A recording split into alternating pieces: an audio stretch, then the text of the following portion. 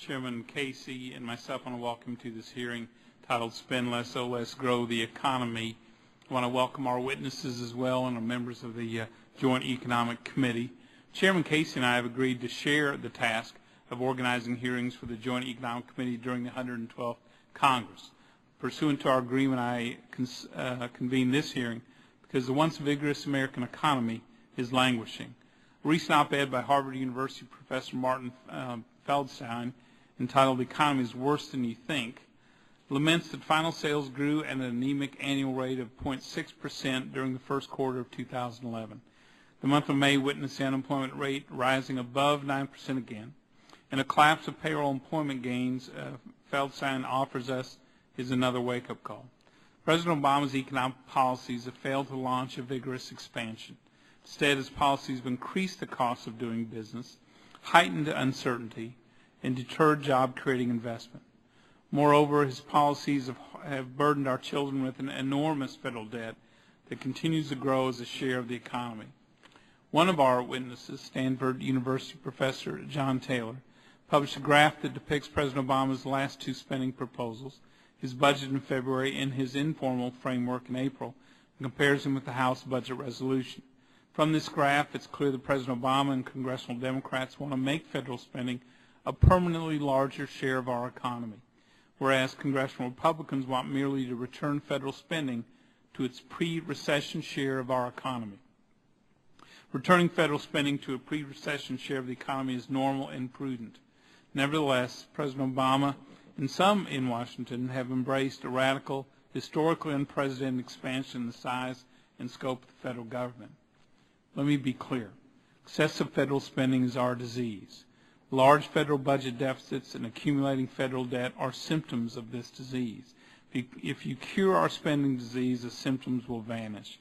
If you treat the symptoms, you may temporarily alleviate some of the pain, but over time our economy will continue to weaken, our international competitiveness will erode, and our children will become the first generation of American history that is poorer than the previous generation.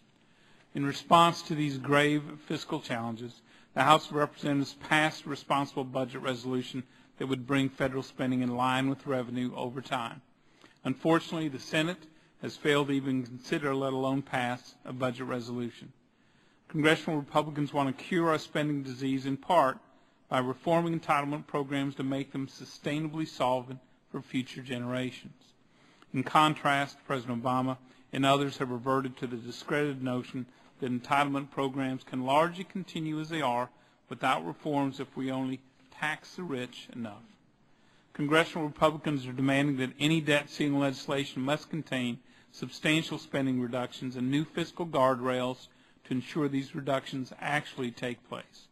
In response, President Obama and Democrats in Congress have launched all-out political attacks, asserting cuts in federal spending would push the economy back into recession and destroy social programs.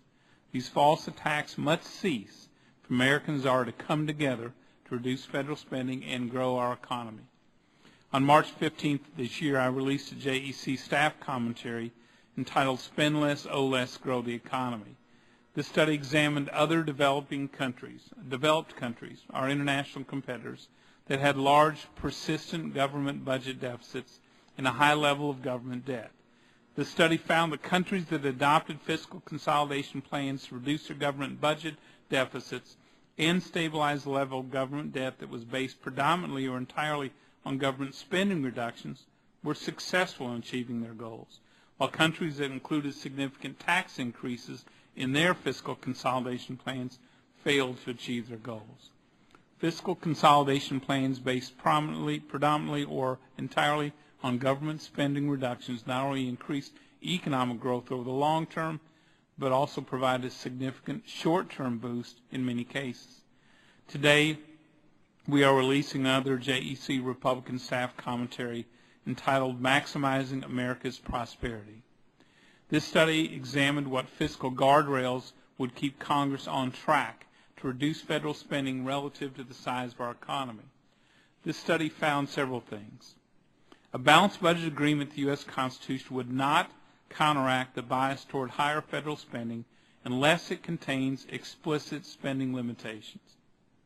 The federal government needs a statutory spending cap with a credible enforcement mechanism, regardless of whether a constitutional balanced budget amendment is ratified. The item reduction veto has reduced the growth of state spending by strengthening the role of the governor relative to the legislature in making spending decisions. Enhanced precision authority would also help to control the growth of spending at the federal level. Sunset provisions, which have been effective in eliminating inefficient and unnecessary programs and agencies in U.S. states, would be helpful at the federal level.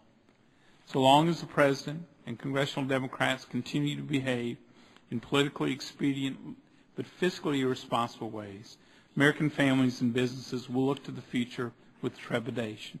That is the concerns and the issues and the reason we meet today. I look forward to hearing the testimony of our witnesses. Senator, thank you for joining us. Congresswoman.